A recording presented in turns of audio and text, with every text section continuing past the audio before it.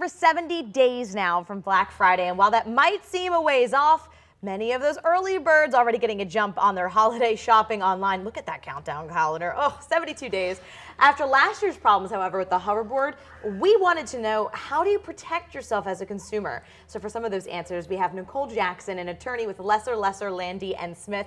Nicole, thank you so much for being here with us today. We've got a lot to talk about. So first, let's talk about those hoverboards. They were last year's must-have Christmas item. We all saw the fires and explosions that followed. So what should somebody do if they've bought a defective product?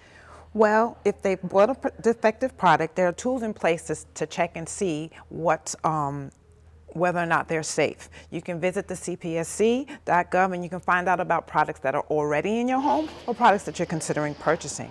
I would also recommend taking advantage of the warranty, or simply just take it back. It's always Return the best it. option, yeah. And especially, once you hear about other people having issues, Absolutely. just bring it back. Okay, no one reads the entire terms and conditions usually when they are buying something online, but you're saying that we should at least skim it. So is there anything we should be warned about? Any words we should look for? Should we read it over?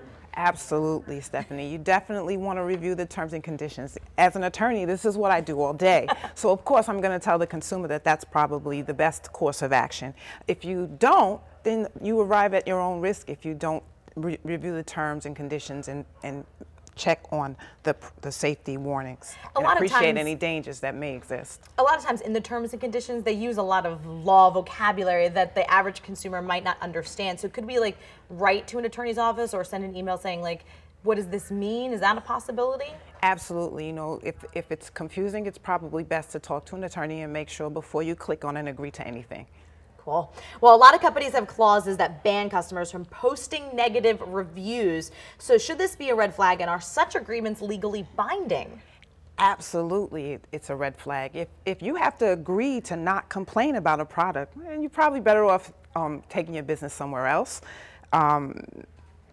Any online agreements that require you to click, if you go ahead and you do that, then they're definitely legally binding and enforceable. Oh, wow. So if you do purchase that product and you attempt to post a negative ad and they take that negative ad down, there's nothing we can do about it. Absolutely not. Oh, interesting. Wow.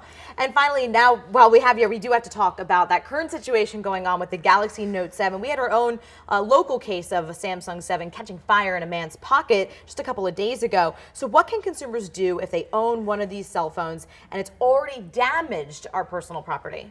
Well, the first step would be to formally contact the manufacturer and see what their intentions are in terms of making replacing the product.